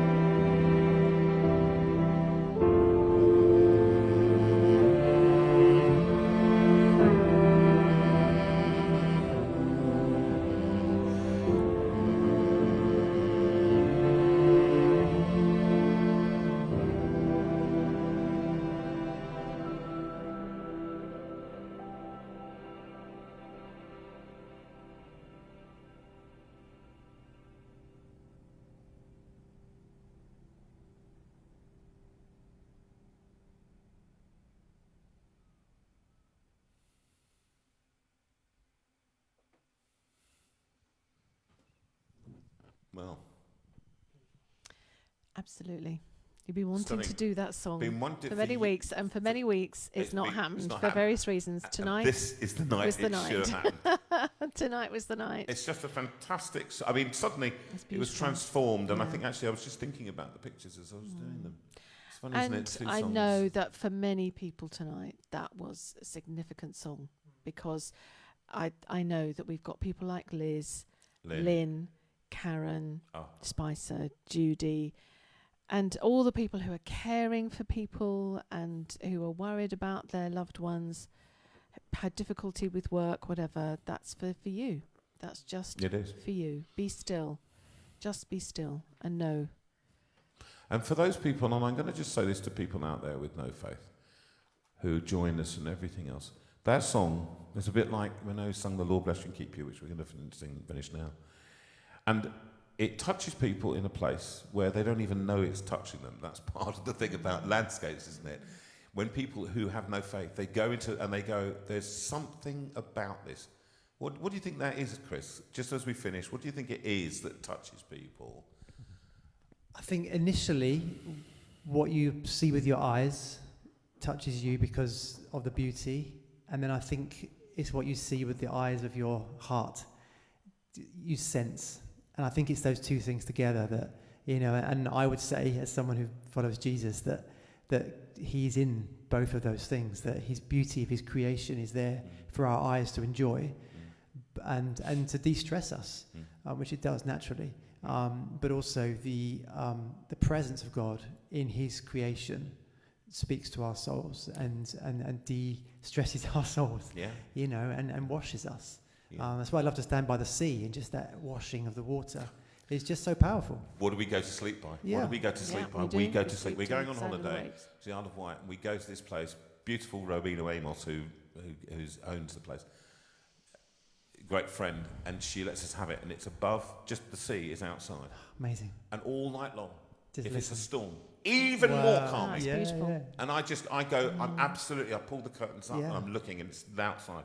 Yeah. And it's that, the same when Adrian lends us his house, we can hear the sea from there. When we do Richie and Imi's house, it's right by the sea. It's what we're made for. It is. Yeah. It is, isn't it? So And often we've got to finish, but the towns and cities often, remember Wordsworth who wrote this, he said, when he talks about the Lake District in the Prelude, if you remember, he talks a lot about it, and he said, amid the din of towns and cities, I have owed to them remembrances sweet, feelings that pass along the veins into the deeper heart of man. Wow. Now that's a fantastic, Yeah. mid the din of towns, when I'm there in the middle of a city, I remember what happened. Yeah. I've got a memory of sitting with my boys and in Grasmere Lake, going into Rydal Water. You know how there's a bit that feeds into it. And we sat in the flow that went through. We just sat we just got our clothes off and sat in there. Wow. And it was like love flowing over us. It was just immense. I didn't want to leave there. Yeah. It was cold, refreshing water. You were alive. Yeah. And it was that really just touched me deeply. Amid the din of towns and cities, I have owed to them, those things that I've watched and seen, remembrances sweet, feelings that pass along the veins into the deeper heart of man. Beautiful. Listen, I pray that this week, for all of you, that you will. A final word from you, Chris? Just thank you for having me. It's so great to be back in this room again. You have more cameras than last time. It's all grown. It's great. It's great. But it's great to be back. You're such an inspiration to have in the room. I think actually it's made me think a lot tonight. A lot actually, and what you've shared of yourself, and that's what we do in this room. People of faith and no faith, they share themselves. That's what happens. They come in and they say, "This is how I feel. Yeah. This is what happened to me." Yeah. So thank you for thank sharing you for that having one. me, and thank you for watching. Well, Yes, thank absolutely. you. And don't Thank you, forget, people. Edge of the World, right, which is the new one. And he's going to do book 3 soon. And these are fantastic gifts to give, to plan to give to people. Beauty in the Wild, another beautiful book. And I've had them on the table since I've got them, and I just pick them up and look at them. I don't do that. Okay, I'm not a coffee table man, and I look it up and go, oh my goodness. We're just going to sing a couple of songs and we're going to go, which is Go Peaceful. I think, Sue, are you not singing tonight? Not tonight. She's busy, and it just goes like this. Remember?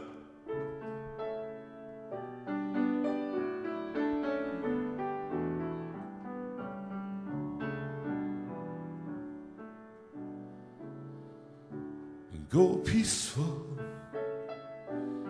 in gentleness through the violence of these days.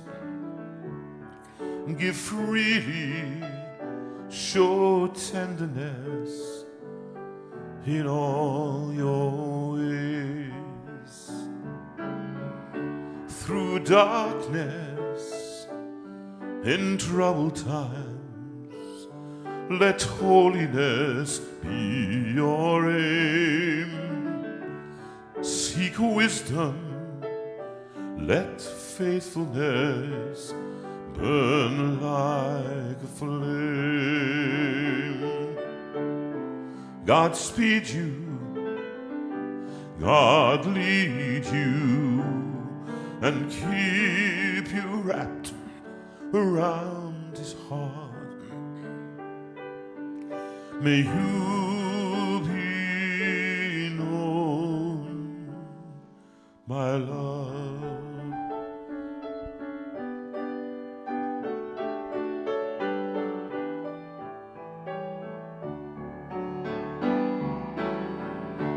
Be righteous, speak Speak truthfully in a world of greed and lies. Show kindness, see everyone through heaven's eyes. God hold you, enfold you, and keep you wrapped around his heart. May you be known by love.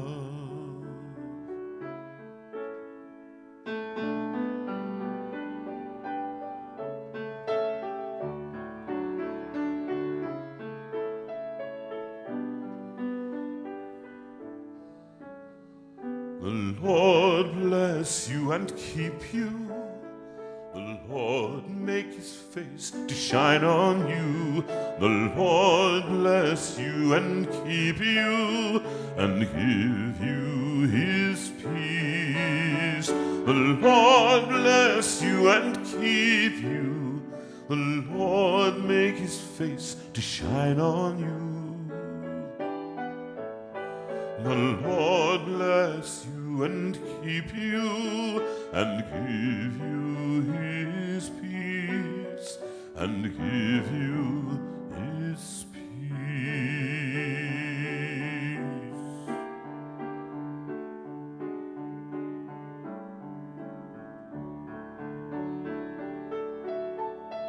The Lord bless you and keep you. The Lord turn his face toward you. The Lord bless you and keep you and be gracious to you. The Lord bless you and keep you. The Lord turn his face toward you. The Lord bless you and keep you and give you his peace and give you his peace.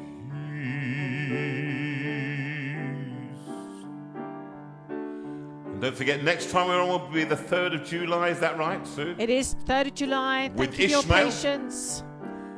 So keep an eye. 3rd of July, Ishmael will be with us. He will. To share his story, sing some songs, and you can sing along. We're going to do, I think, Father God I Wonder. He wants to do that with me, so we'll do that one. That'd be great. And that's a piece of legendary song singing. And we're going to do that. Well, sorry for all the blips and all that kind of stuff. Yes. And we'll try and iron them out by the 3rd of July. Indeed. Well, God one bless has you. to learn from one's mistakes. It does. So there we are. But Sue has done a marvellous job, and please write in loads of hearts and everything I've else already done to that. keep us going and make sure that the show happens. Keep writing in, won't you, and tell us that you want us to keep the show and why. And this is really crucial to us. We need to be making the right decisions around what we do next through the autumn. So please, please, please just be held in God's grace and God's love. And don't forget these books. I'm going to keep talking about them. Go Okay, we get the buy message. them. Collect them. Collect money. Go and mug someone. Do something. Do anything to get these books, okay? I've got a hoodie if you need to borrow one. And so we can do all that. Listen, it's lovely to be with you again. God bless you. Lovely. This is JV God from the bless Light you. Steinway, and Sue and Chris saying good night. Thank you very much. God bless you and goodbye.